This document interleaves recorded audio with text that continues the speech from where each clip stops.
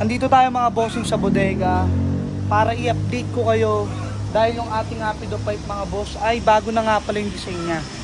Yung tip niya yung nabago, tapos spring, pero yung size ng elbow, size ng tip, ganun pa rin naman. Tara at magbubukas tayo dito ng isa. So ayan mga boss, 3 na binuksan natin. Simulan na natin dito sa Mio Salty. Tip lang yung nabago dito mga boss. Blue tip na siya.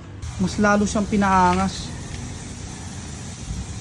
Tapos dito naman tayo sa Mio Sporty. Ayan, blue tip na rin siya mga boss. At ito naman yung Mio i125. Sigurado yung Honda Beat, ganito na rin yung magiging tip nun.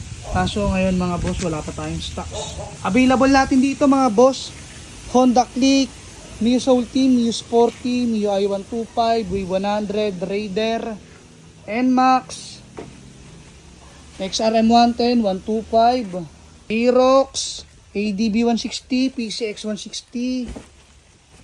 Ayan, Raider FA sa carb, meron yan. Ha? Sobrang dami natin ditong stocks mga boss. Grabe, bodegang bodega na talaga. Sarap sa ice.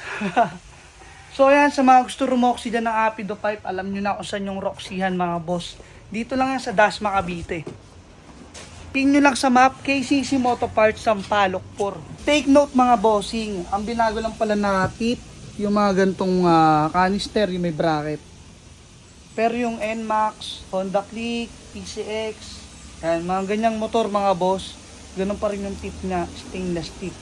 Pero abangan natin sa next na parting merge yata magkakaroon ulit ng may isa pang parting na container.